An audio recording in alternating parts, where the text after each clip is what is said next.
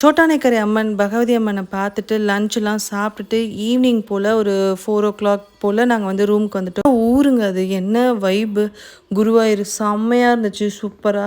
ரூமுக்கு ரீச் ஆனதுக்கப்புறம் room டூருக்காக video எடுத்துட்டு இருந்தேன்.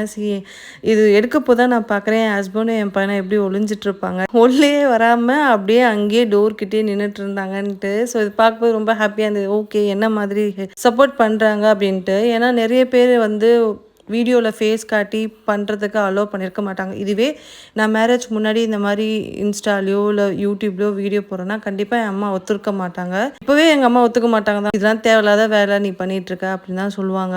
என்னதான் ஸ்ட்ரெஸ்ஸா இருக்கும்போது, என் வீடியோ நானே பார்க்கும்போது, ரொம்ப நல்லாயிருக்கு பார்க்கறதுக்கு ஆக்சுவலா. ஸோ என்ன சொல்ல வரேன்னா, கல்யாணத்துக்கு முன்னாடி சும்மா வெளிய கூட நிக்க விட மாட்டாங்க என் அம்மா. ஒரு ரூம்லேருந்து இன்னொரு ரூம் போனாலே, "எங்க போற?" அப்படின்னு அப்டேட் பண்ணிட்டு தான் நான் போகணும். அப்படி ஓவர் ரெஸ்ட்ரிக்ஷன். அது நல்லது தான். பட் எல்லாமே ஒரு லிமிட்டா இருந்தா நல்லாயிருக்கும். ஓவரா போட்டு ஒரே பொண்ணுன்றதுனால ரொம்ப பார்த்துட்டே இருப்பாங்க. பிஃபோர் மேரேஜ்ன்றது ஒரு லைஃப், ஆஃப்டர் மேரேஜ்ன்றது அது ஒரு டிஃப்ரெண்ட்டான ஒரு லைஃப் தான் ஆக்சுவலா.